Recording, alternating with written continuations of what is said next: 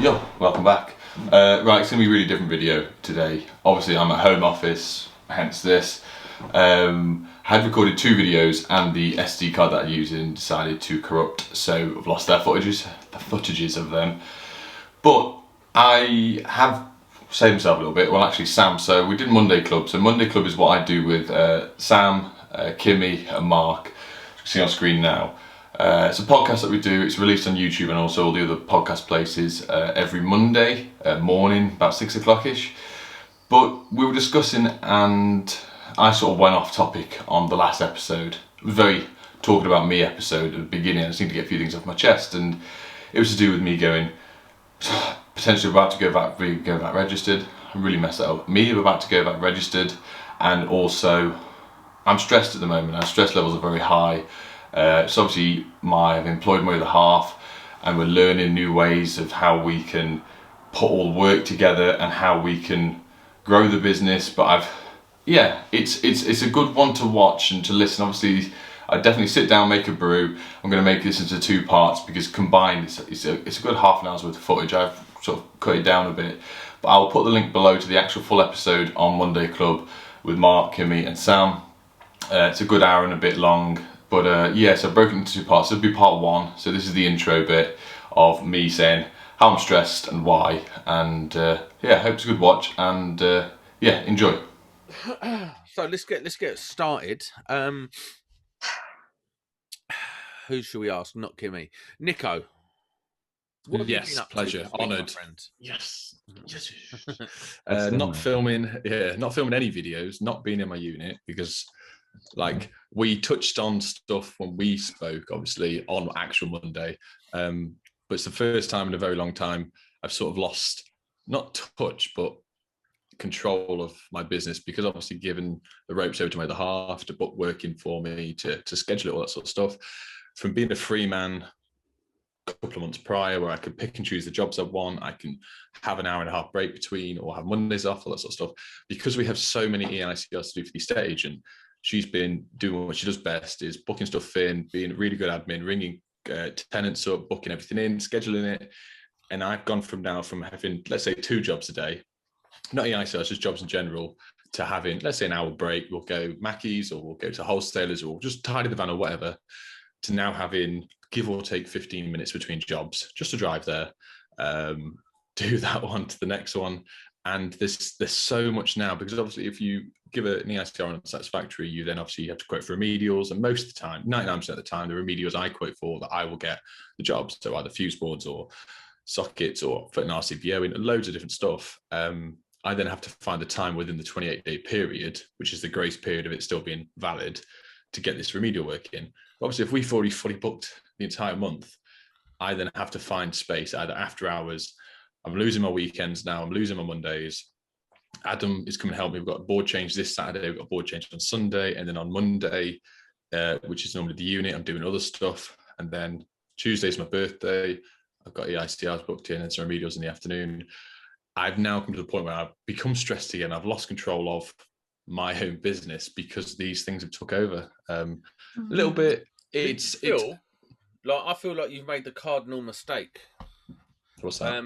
Although you're probably the best person in the world to be a partner in your business is your wife, but also she, like my wife would be a driving force, and you've lost your balance almost in terms of you had a successful business, your balance of work life. I'm have a day off, ponce about in the unit.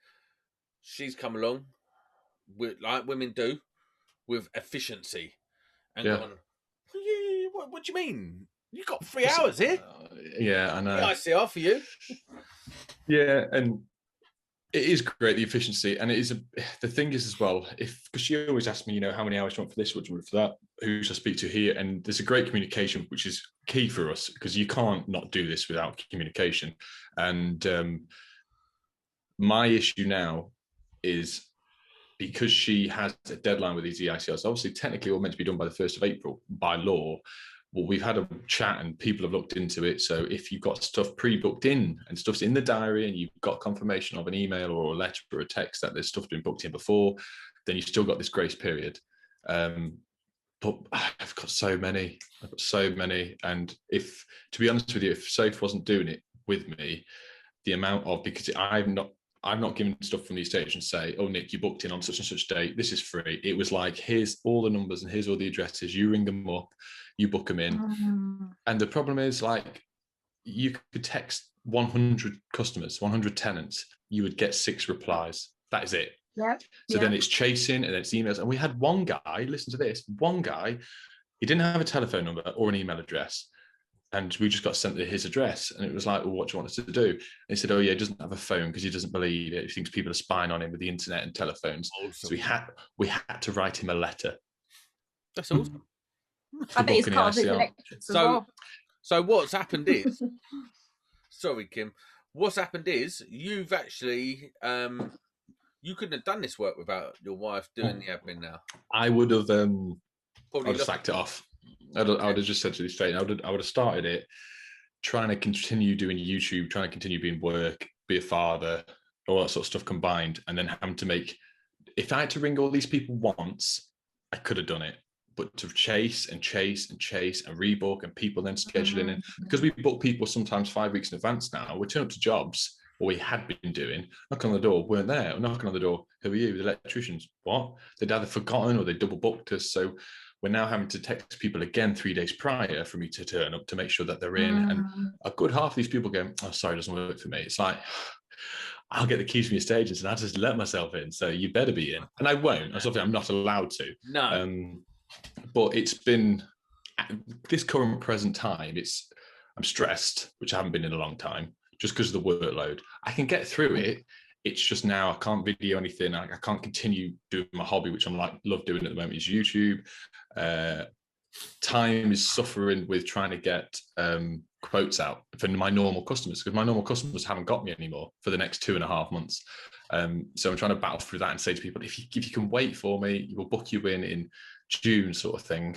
And obviously a couple of call outs. We've been going in the afternoon. Adam's gone home, or he's come with me. We've done some bits in the evening, which isn't too bad. It's just, obviously I'm concerned, obviously coming across here, I'm moaning about too much work. Some people don't have any, but I'm taking on a big thing. And like I said last week or Monday to you, it's a goal now, get this ticked off, get this done, and then I can carry on as normal till another 5 years and it still happens again. But in 5 years' time, I'm just going to employ someone for a year just to do all this for me. You need to talk about it, Nick. Definitely talk about it, because it's your feelings, your situation. Yeah. It's like listening to myself from 10 years ago, to be honest with you. Yeah. My wife now runs my business. She kind of came into that role in 2011 because I hated the management and admin side of everything.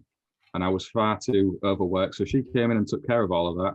And in the end, it kind of works itself out. You're going through that phase now where you're kind of learning what the limits of yourself are, and the scheduling on the side of your wife. It's a really, really difficult thing to get right. But over the course of maybe 6 months to a year, you should find, hopefully, that it kind of settles out, because you really don't want to be working your weekends and all your free time, mate. That's just no good for you. I think we put too much pressure on ourselves in trades all the time. We're always pushing ourselves to try and satisfy customers, keep the money flowing through and pay all our bills and stuff. But at the end of the day, you will burn yourself out and you'll be off work ill. So, get that nips in the bud while you're recognizing it now. Yeah, this is it. And what I'm trying to say to Adam as well, because Adam is an absolute driving force for me as well. He keeps me going and we bounce off each other so much, which we've said in so many videos, and people can see that we generally do. I look at him as a very good friend / son. Obviously, he's younger than me, and it's a bit of a weird thing, but I would do anything for him, and he knows that, and he would do for me. My son. No, it's true though. Like yeah, we've had that many chats about his life or girls or all that sort of stuff, where I could say my adult opinion, even though he looks at me like I'm probably still his age. But it's great. But he's always going, oh yeah, we can do that job, we can do that job. And I'm looking at him like, Adam, just shut up. I don't want to do any more jobs. And I said, yeah, but it's worth X amount. I said, at this present time, I don't care about the money. I just want a day off. And he doesn't get it yet. Do the jobs by himself. Insurance purposes. I would love to say on here, I could trust him 1,000,000,000%. As a spark, as a guy who can go on, he would do everything safely. I just don't trust the house he's in, or a customer, or something. If potentially something goes wrong, you've already got to think worst case of, just in case that happens, I can't be held responsible for going, Adam, go and do the CICR by yourself. How far out is it? How far out? So normally insurance covers up to 5 people, like the standard insurance that you get. But he's an apprentice, a year 1 apprentice who. Year 1. Sure, yeah. Oh yeah. Okay, yeah. But if you were to say in a year's time, if this was to happen again, I'd feel more than comfortable. He's already got testing down to a key. The only thing is the iPad. He can fill out all the scheduled test results, everything. It's just the tick boxes. He just doesn't quite understand it. And I did, and obviously I'm giving away the iPad that I said to him he could use on site. We tried it for a bit, and it did work. But the issue we found, we were spending too much time stood together doing this constantly, and it worked for a bit.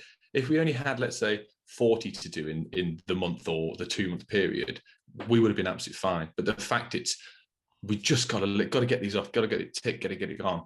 We both just said, once this is all over, I'll just hand him my iPad on jobs, and you fill it out, and we can just take our time with it. Because it's pointless pressure learning him, because I don't want to be right. Oh no, you've done it wrong. You know, it just natural progression, really. I like it. So. I like your struggle, Nick. I think you've had it way too easy for way too long. I'm glad you're struggling. I'm glad it's all on top. And I look forward to seeing how you get through it, to be honest with you. Good. I'm glad. Yeah, it's good. It's good to have a little push sometimes, you know, make you come out your comfort zone, and then you end up missing, you know, and appreciating the day off when you finally get it more, because you've gone through this challenge. And like you said, you have a very, very nice problem to have. You've got too much work. What a nice problem to have. It's good. Yeah. You know, while you're in the middle of it though, Nick, it does feel terrible. I have been there, and while you're drowning. It does. But once you push through that point and you get to that stage where you can maybe take someone else on alongside Adam and grow your business that way, or you can maybe pick and choose the work you're doing around Adam when he is qualified, you will get there, and eventually that'll grow your business if you want it to. That's how mine went. So it's kind of through the years as you bring people through and they become qualified, and then your wife busts everyone's balls to get you working really hard. And eventually, you know, it all comes together in the end. But it is a process you've got to go through. There's no magic switch you can press to just get there.